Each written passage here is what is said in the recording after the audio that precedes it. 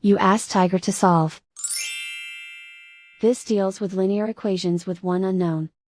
The final result is x equals -1/2. Let's solve it step by step. Simplify the expression. Expand the parentheses. Simplify the arithmetic.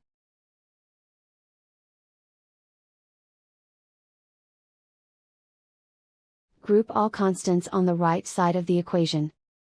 Subtract 17 from both sides.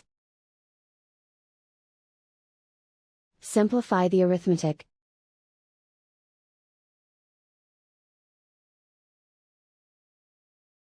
Isolate the x.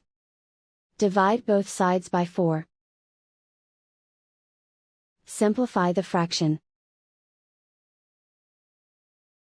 Find the greatest common factor of the numerator and denominator. Factor out and cancel the greatest common factor. And so the final result is x equals -1/2.